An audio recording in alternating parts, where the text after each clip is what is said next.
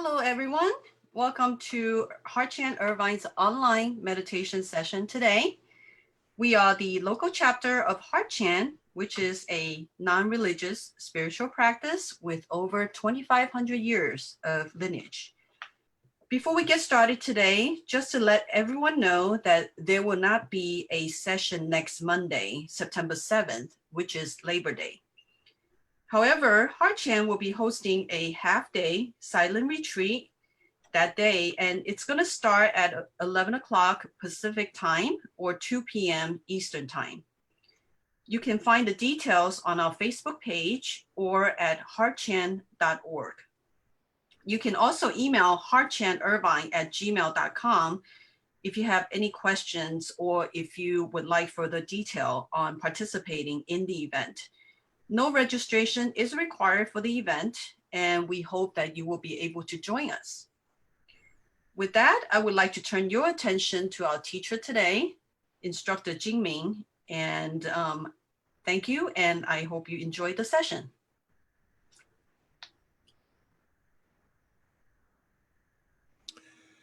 Good, good, good morning, everyone. It's our Monday session again. I'm delighted and honored to be able to share some of my experiences and answer any questions or concerns or challenges you have. I may not have all the answers, but I will try to find the answers for you. So let us begin by quiet our mind, slow down our tempo, and be in peace for 5 minutes, okay?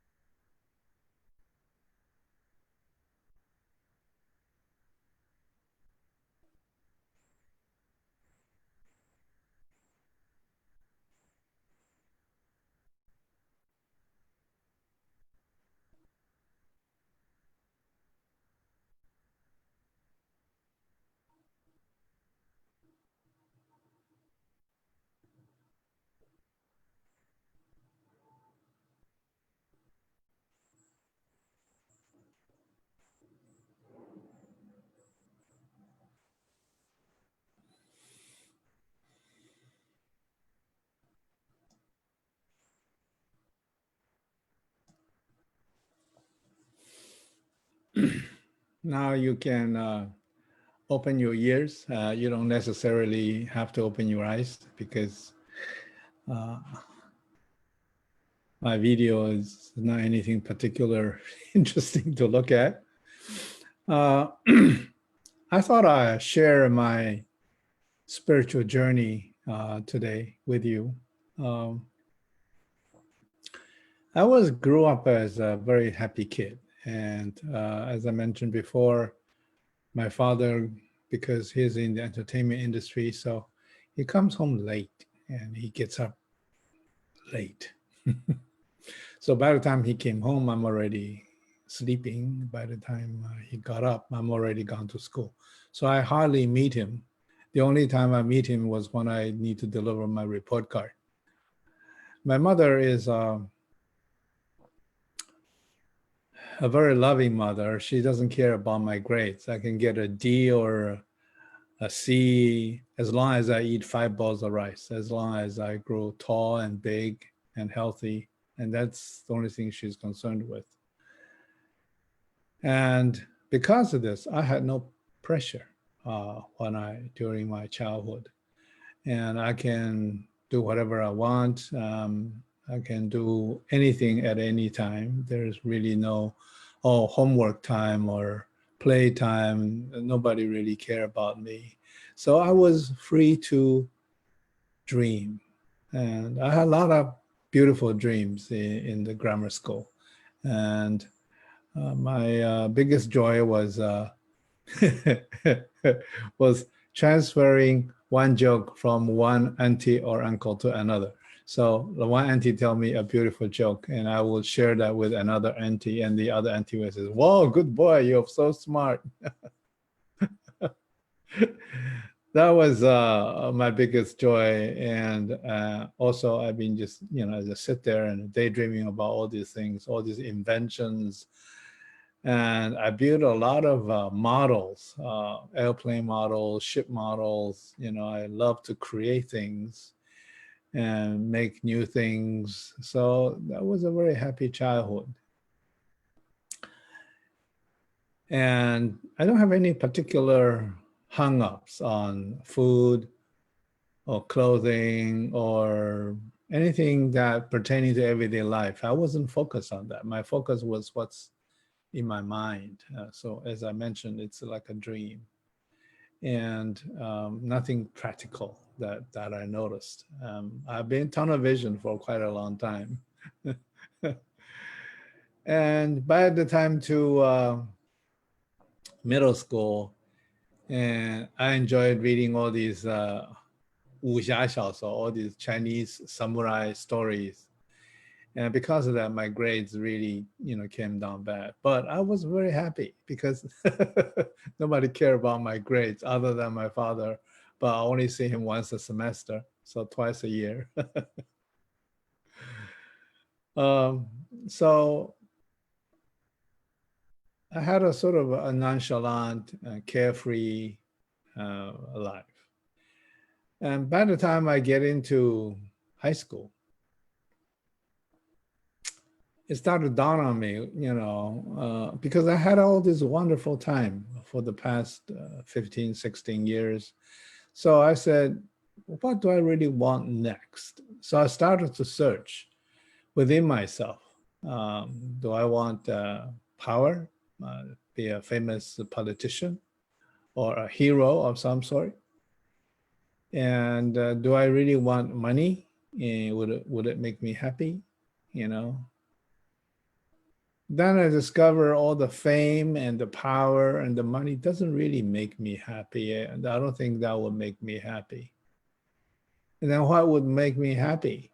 I started to wondering, what's the meaning of my life at about 16, 17 in high school? And I discovered that life, what I learned, I don't remember, it's probably one of the books I read, that's telling me that life basically have no meaning. And you have to find your own meaning. And that really struck with me. In other words, I have to accept life has no meaning. And I have to make meaning out of the remaining of my life. So I decided to look for things that I enjoy doing. And whatever makes me happy, I just do. And fortunately, I didn't really venture into, alcohol or drugs or gambling. Uh, Also, because I was in a Catholic high school, it's all boys school, and the gate closes at 6 p.m. and mass at 5 a.m. So I was practically locked in in a jail. My father arranged it for me so that I think he's worried about that, and I have to behave within the environment. So I also dream a lot during high school, but I found that in order for me to enjoy the rest of my life, I need to do anything that make me happy. Life basically have no meaning. So should I get angry? I discovered making angry only make me suffering. I discover angry at other people doesn't resolve anything because they don't listen, because they're so angry themselves and they're not level-headed. So every time I meet, a very challenging situation, I just laugh it off because, I think making angry at people doesn't help me and doesn't help the other person. That was a big lesson for me. And whenever I see people suffering physically, since I'm not a doctor, I cannot help them. I feel bad, yes, but in other words, what I'm trying to say is that I usually, during the high school and time, that I basically lived the life of a bystander instead of participating in everyday life. And I was very big on sports. I was in the varsity team of baseball, basketball, soccer. I was very active in sports. That sort of drains my energy on a daily basis, and I grew big, according to Asian standards, big. And so when I come to university, I came to the United States. I attended the university in the United States. I attended my high school in Japan. It's a Catholic school. So in the United States, it's really far away from my home, far away from my parents. Even though my father is not truly a disciplinarian, my mother have only expect me to eat 5 bowls of rice. And I can do anything I want to. And I remembered my father's lesson was that when he was 15, he left his homeland and Xiamen and went into Shanghai. And he learned everything because he traveled so far. And he became very independent by himself, even though he's from a very wealthy family, but he didn't really rely on family for financial resources. So I decided I should do the same. So I began to look for jobs. I bought a car and I made enough money to support myself. And during those times, again, to make me happy, I don't need fancy clothes because fancy clothes make other people happy. It doesn't make me happy because it costs a lot of money. I don't need a fancy car. The first car I bought was a French car called Simca from a Pasadena old lady. It's a 10-year-old car. I bought it for $100. I drove it for 2 years and I sold it for $150. Of course, I fixed it up and, learn how to, during those days, there were points and condensers and everything mechanical. So I learned to adjust it, change oil, and all the good mechanical car maintenance tricks. And it's really very enjoyable. I enjoyed everything in university.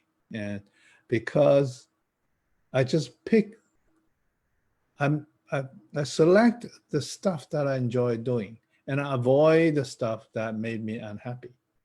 It's kind of selfish, but through that, what I learned is that a lot of events in life is beyond my control.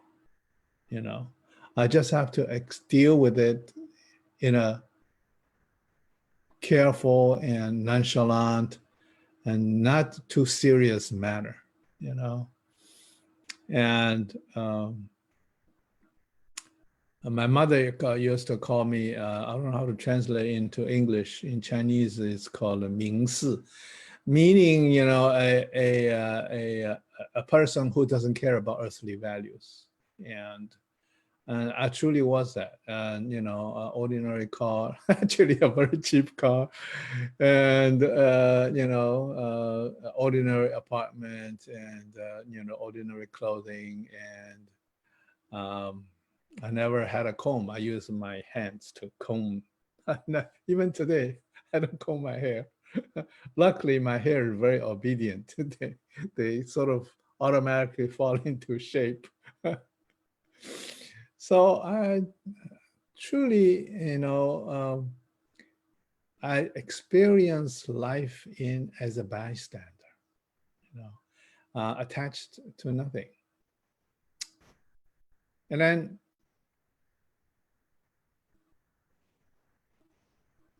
everything just naturally comes, and I deal with it naturally without looking for, without searching.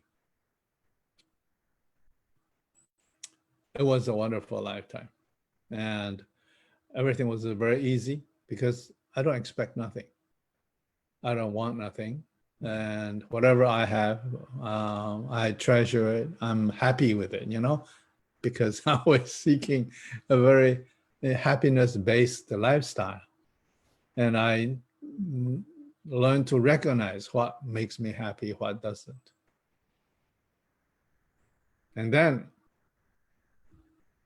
I also learned, you know, even though, you know, at the age of 16, 17, I learned money doesn't make me happy and power doesn't make me happy. Fame actually jailed me very badly because, especially at my college, I was the president of the student association. I was so well known. I had lots of extracurricular activity to earn money for the student association because I was very poor.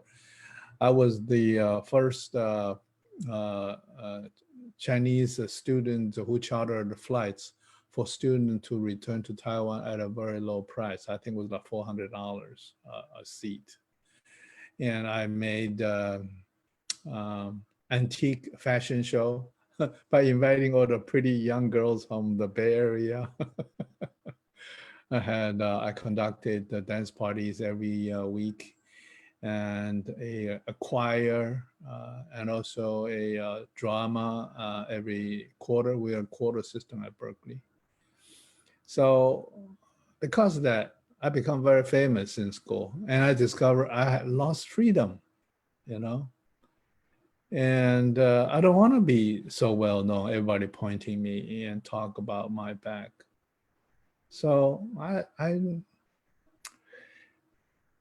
I'm sort of a carefree spirit. I mean, you know, since grammar school, and I enjoy the freedom, you know.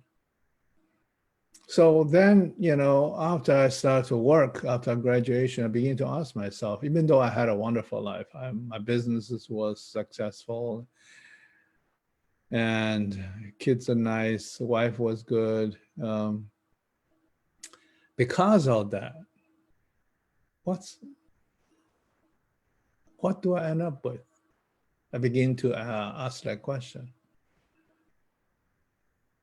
As you know, from a biological point of view, or a physical point of view, physics point of view, the world started with a big bang. It's just one power blowing. That's physics. Everybody knows that. And then because this big bang, many stars born. In the stars, because environmental issues, some turn out to be inhabitable. And then, you know, there's the first living cell, and then turn into animals and humans. And the world continues to expand. continue to grow. So if I tell myself, if I truly need to look for the purpose of my existence, I begin to question that, after I start to work. I need to look upstream to the sources, because if I look downstream, there's just more variety of events and new cells and new events, and they branched into millions of things, and there's no answer there. And anything that artificial, that is created after the human generation. But the sources is before the human generation, right? So therefore, anything, I never like artificial flowers because it's artificial. It's not real. I don't know why is that. I don't know why I should be bothered by not real. And I don't like fake flowers, fake trees, anything fake. It's not natural. And probably I also feel they're a little bit dead. There's no life in them. And anyway, so because of this seeking the source, because they're seeking the origin of the entire universe, I went upstream.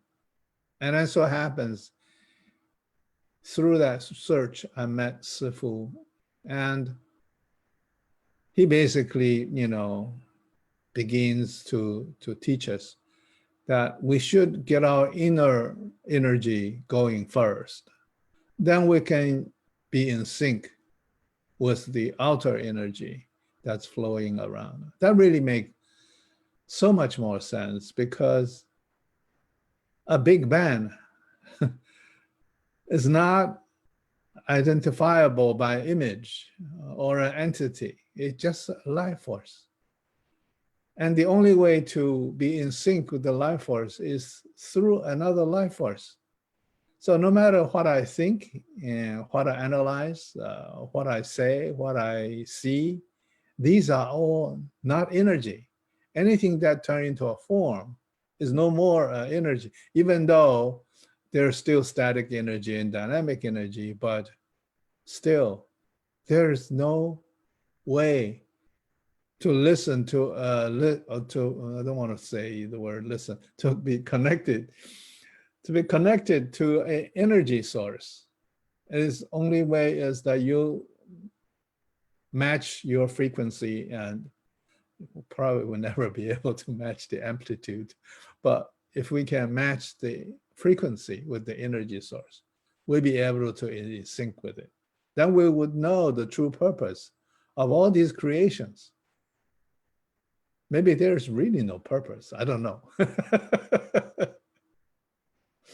But anyhow, and as soon as I started practice, I find all these vibrations within myself. I find all this flow within myself. I become so excited. I said, wow, I never did know I have all these in me. I was just a happy-go-lucky child. I was just a happy-go-lucky person. I didn't know I had all this power. I don't want to call it power, all these vibrations within me. And then after 3 years, I'm beginning to receive all these messages, all these experiences.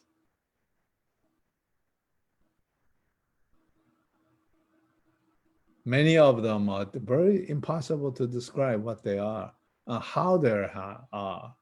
All I can tell you, share with you is, I know. I know I have learned that my physical being is just a temporary existence. And since energy never dies, the energy me will last forever. Then I learned there's nothing to be afraid of death, because you were sentenced to death before you were born. I think that was Aldous Huxley who said that. We were all sentenced to death before we were born. So Buddha said, birth, aging, sickness, and death is just a cyclic natural phenomenon. Just like leaves fall into earth, turn into ashes, and then feed another tree and grow another leaves. But after I experienced the chi flow, the chakras in me, I learned I have an energy being that will never die. And that's why Sifu said, we need to transform our physical being into an energy being. Then we can transform the energy being to a spiritual being. If you don't believe it, you have to try it.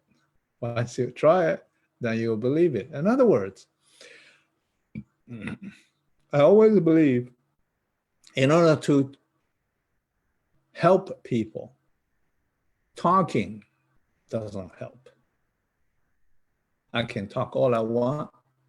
They have their own logic and defense system, filtration system by their brain. Their brain filters and judge and discriminate whatever I say. Some make it, some don't.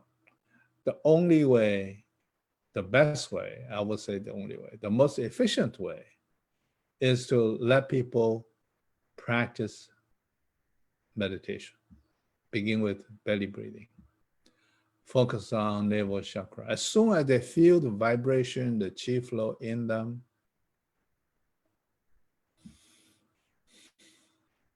that's a new horizon. They will march on, experience wonderful things. And this hard time practice is really, truly a wonderful, unique, efficient, interesting, marvelous practice. Anyway, it's a very short, I don't know, maybe you think it's too long, I talk too much. Sharing that, how I come to this realization that the energy self is everlasting, and how I live my previous lives, and for your reference. Does anyone have any questions? Please raise your hand.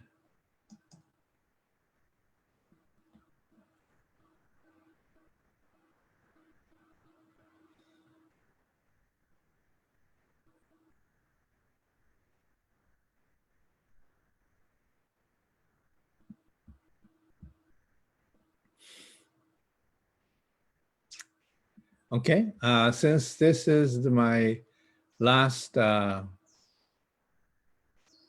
my only session in September, and I think we should go back to the most essential practice, in my opinion, of our heart time practice, which is called the 3-center alignment. Line up the 10th chakra on the top, or the crown chakra, with the heart chakra in the middle, and the root chakra on the bottom. The root chakra is the center of earth. The heart chakra is center of human. And the 10th chakra is center of the universe. And if we, as a human being, want to be part of the universe, we need to line up and be one with the universe and the earth and us as a human being in the center. The 3-center lineup, just line up the 3 chakras into a straight line. We need to adjust our spine and chin. You need to adjust your chin so that the 3-center line up, and so that we can receive the energy from the universe, we be able to in sync with the universal power. And God is called Almighty Power. Why is it Almighty Power? Because it is just energy. Okay, now let's just sit up straight.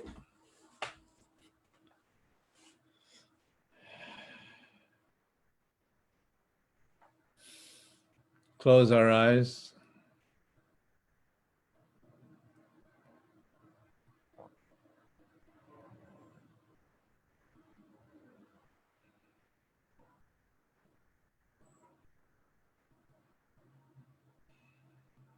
Remember, the keyword is SSDL, slow, silent, deep, and long. Inhale a tiny bit at a time, continuously.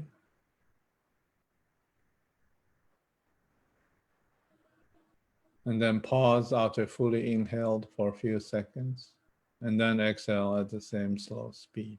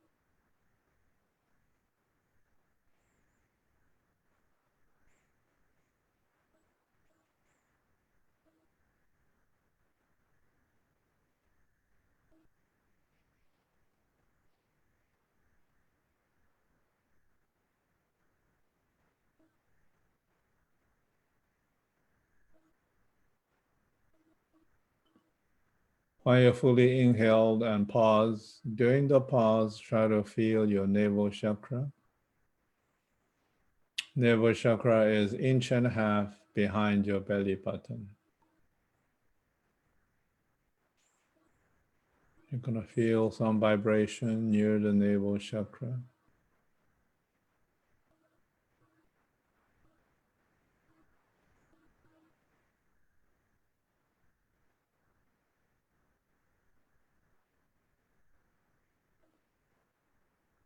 Then slowly you're going to feel the vibration of the navel chakra begin to propagate to fill up your chest,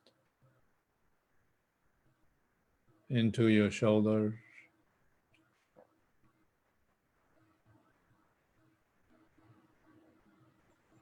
down your arms, into your palms. You're going to feel the vibration and your fingertips.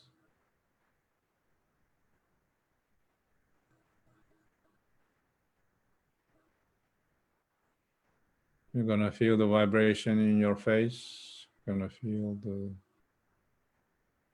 the nose and the eyes,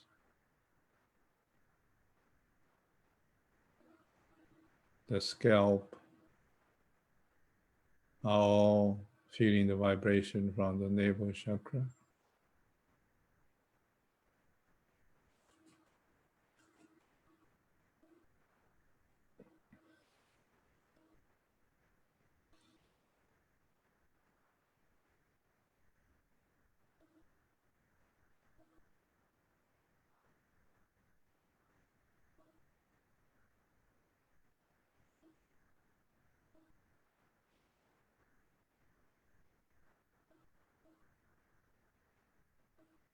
You're going to find the vibration from the navel chakra also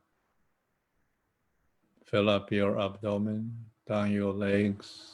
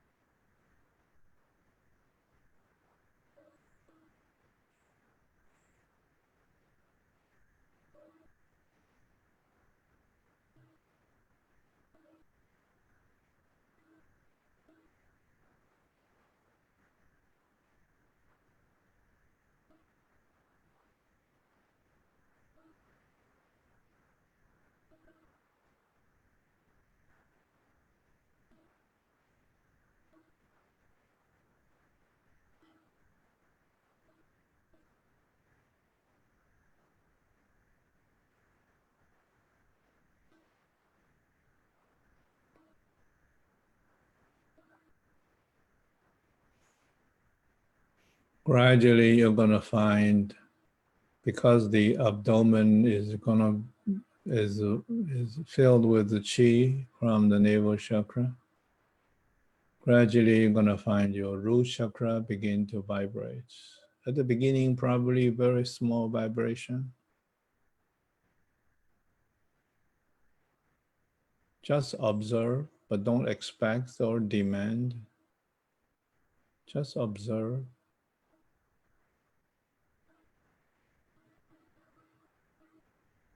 And let it do whatever it wants to do. Just like everything else in life. We observe. If we can help, we help. If we cannot help, we just pay attention with loving kindness.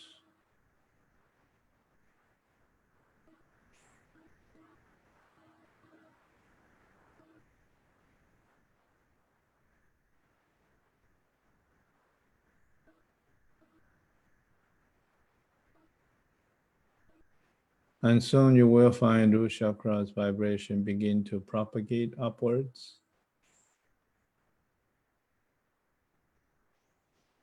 to your abdomen, to your chest.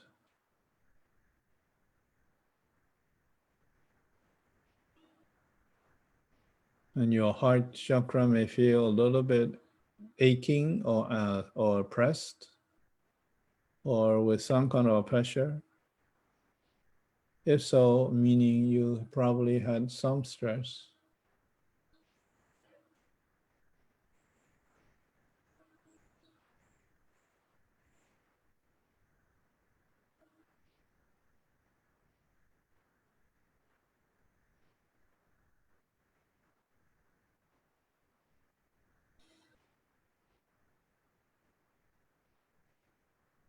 Now this vibration begin to travel upwards. I can feel it in my temple, the right and left side of the temple. I can sense a channel that connects the root chakra to the heart chakra, to the temple.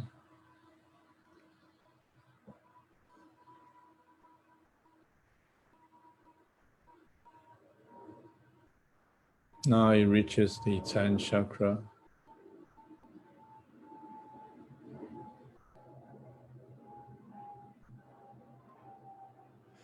Now we need to line up the 3 chakras into a straight line, the heart in the middle, the root on the bottom, and the 10 on the top.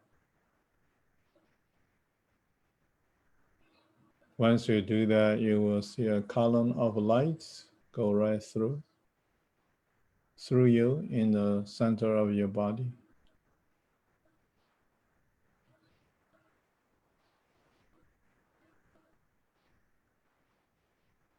Once this connection is made, you should receive whatever messages want you to receive in this state of being.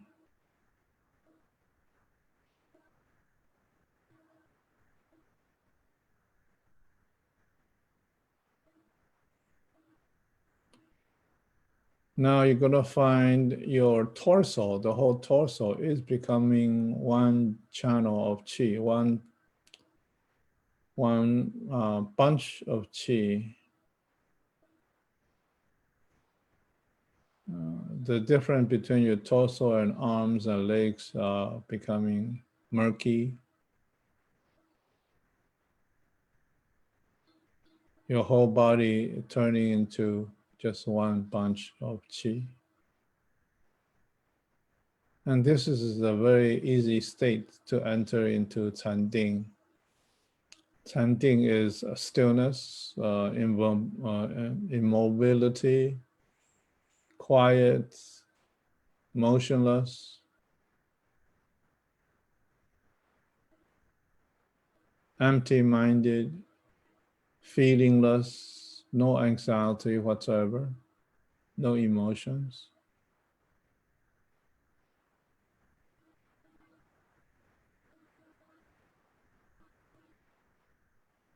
Whatever images you see in this state, it's just created by your mind. because as I mentioned, the Sifu mentioned, the universe has no image.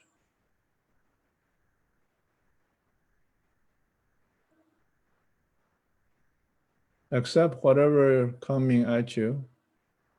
Be one with it. Don't expect it, don't analyze it, don't reject it. Don't negate it. Don't do anything with your mind with it.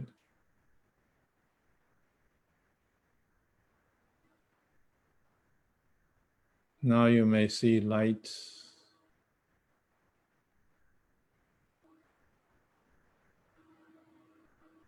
red light, orange light.